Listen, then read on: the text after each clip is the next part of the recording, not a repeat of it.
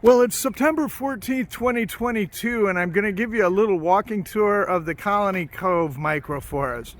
This was installed in June of this year, and one of the first things to notice are the handsome signs that Colony Cove created, and this is just one of several that you'll see, and I'm very impressed with the way they laid out these signs along the trail, which you can see includes a few dozen feet through more traditional turf habitat until we get to the forest.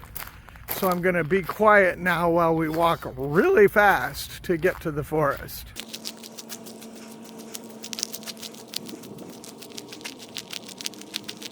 Here you can see a sign that envisions how the trail will someday have little side sitting areas. We talk a little bit about the art of Shinrin Yoku, which is forest bathing and retreating to a private space surrounded by tall trees.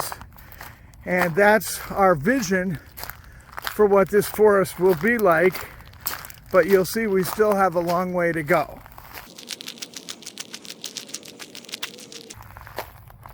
And now we are entering the forest.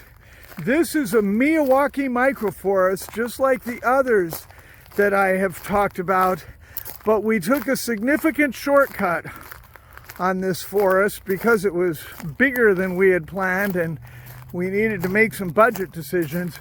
We did not lay the cardboard mulch over the whole footprint. So you can see a lot of what an amateur would call weeds, a lot of ground hugging herbaceous materials. It's mostly sedge of sorts, including some so-called weeds that are actually twice as tall as I am. Those are some kind of member of the pea family.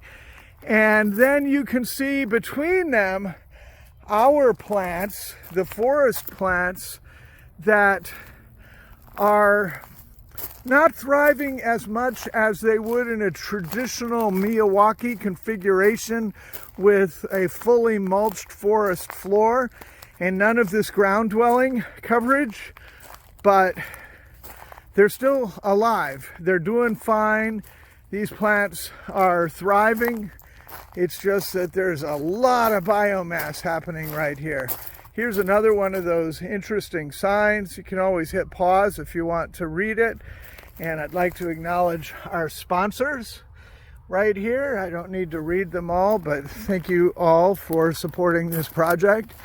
And we will continue to walk and just let you look around and see how this looks while I say a few more things about this forest. This is the first microforest we've planted with no irrigation. It wasn't practical here. So each of these plants has a hydrophilic gel, a water holding gel underneath it, and that will presumably help the plants do well, the trees, the plants that we want, not the understory volunteer growth, so-called weeds. That will give them an advantage as this wet season, which has been very wet around here, begins to run out of steam. And that's the most interesting question I would ask is, will these plants of ours sort of get an extra advantage because they've got that hydrophilic gel underneath them, and then the other plants that are between them, the ground-dwelling herbaceous plants, they're going to turn brown and die off or go to head, as the some people would say in the weed fighting business. So that's how the microforest looks today. Someday it'll have a closed canopy. You can see it goes on about another 50 feet, but I don't want this movie to be too long. And the last thing I'll say is just that this has a lot of wildlife in it.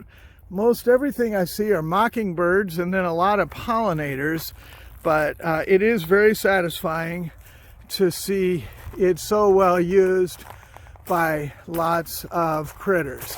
So that's the Colony Cove microforest. Now we're walking back, and I hope you enjoyed this very short tour.